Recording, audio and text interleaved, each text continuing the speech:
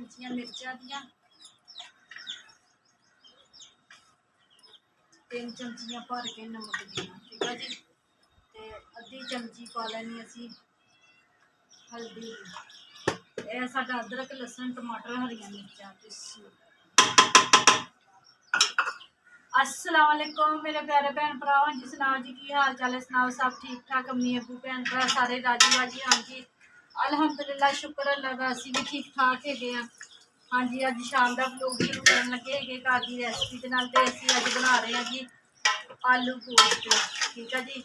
मेहमान आए हुए हैं थले, मेरी ननान आई हुई है झंगो दी, ठीक है जी। तो मेरी तबीयत ना काफ़ी ज़्यादा खराब हैगी है, बस लत्तां तो ना वजन नहीं दिया जान दिया है। तो बैठी बैठी हांडी रोटी मैं कहा चलो मैं कर लेंदी हैगी।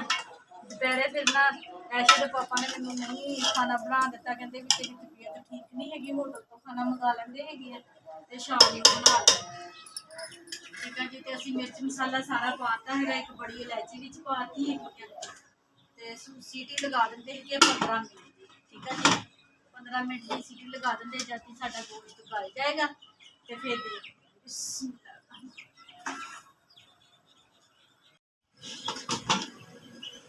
हाँ जी मेरे भैन भरा प्याजा का चेता ही भुल गया, प्याज के सैड ते पे सी ते प्याजा का याद ही भुल गई।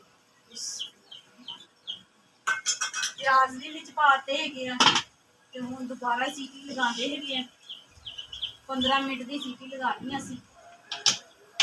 अल्लाह खैर करे 15 मिनट साडा गोश्त गल जाना है वा।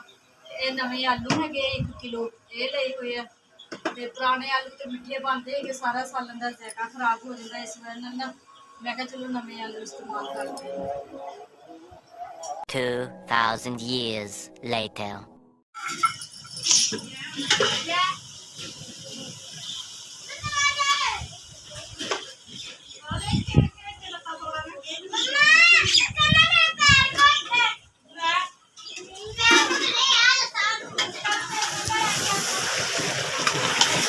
हाँ जी मेरे भैन भरा सीटी लगाती थी 15 मिनट की, 15 मिनट ना गोश्त चंगी तरह गल गया वा। घी पा के चंगे तरीके भुनना है वा, भुन के फिर आलू पाने।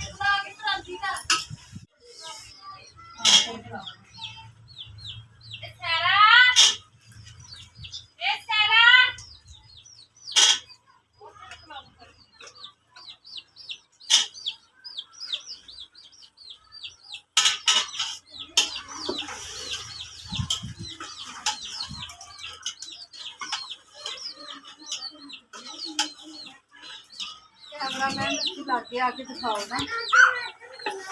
हाँ जी गोश्त साडा भुज गया वा ते आलू असी पाते विच पा के भुनले ते हुण पा के पानी।